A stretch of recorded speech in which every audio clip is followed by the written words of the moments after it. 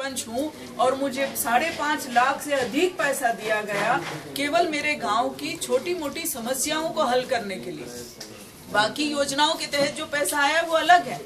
आज हर गांव में आपके सरपंच को चेक दिया है 2 लाख रुपए का। वो किस लिए दिया है कि अगर कुपोषण का शिकार कोई गरीब बच्चा है, कोई महिला है, तो उस पैसे में से सरपंच अपनी मर्जी से उस गरीब की मदद कर सकता है।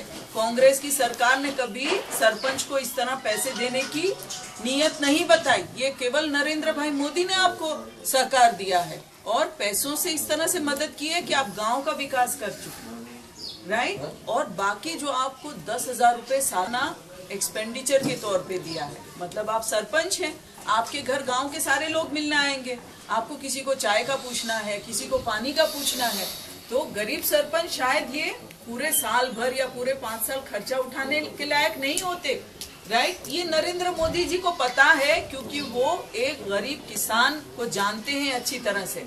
और 10,000 रुपया आप लोगों को दिया है कि आप चाय पानी छोटा मोटा खर्च के लिए सरपंच उसका इस्तेमाल कर सके।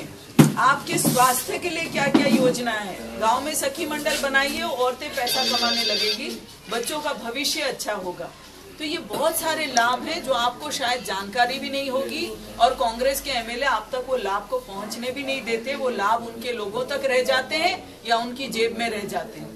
हम चाहते हैं कि खुले मन से ये सारे फायदे आपको पहुंचे और इसलिए आपको ऐसे कैंडिडेट को चुनना है जैसे अरुण सिंह भाई।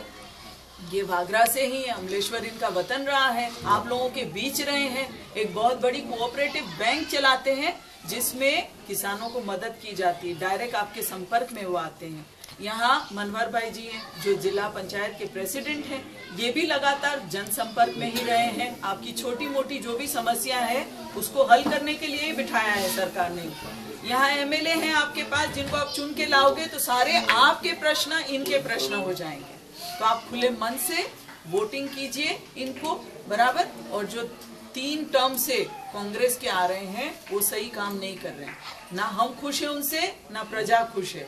पूरे गुजरात में विकास हो रहा है लेकिन वागरा कॉन्स्टिट्यूंसी का विकास का ग्राफ नीचे जा रहा है। वो इसलिए कि यहाँ के जो कांग्रेस के एमएलए हैं वो आप तक मदद नहीं पहुँचाते बल्कि अपने कुछ लोगों को वो मदद पहुँचाते हैं और आप लोग उस पैसे से दूर रह जाते हैं। आप उस चीज को आप खत्म कर दीजिए। 15 साल का वक्त बहुत लंबा वक्त होता है, 5 साल में विकास हो जाना चाहिए। आपने उनको 3 मौके दिए, 10 साल और 15 साल, एक नई पीढ़ी खड़ी हो जाती है 15 साल में, फिर भी आप लोगों को विकास नहीं मिला। इसलिए आपकी बार आपसे ये रिक्वेस्ट है और आप सबसे हमारा ये एक रिक्वेस्ट के तौर पे हम यहाँ विजिट करने आए हैं कि इस बार आप मत दीजिए भारतीय जनता पार्टी को।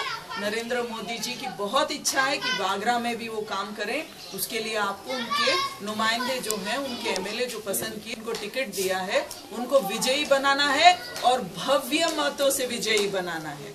ऐसा रिकॉर्ड उनको एक बताना है कि वागरा में भाजपा आई है और काम करके आप लोगों को दिखाएगी।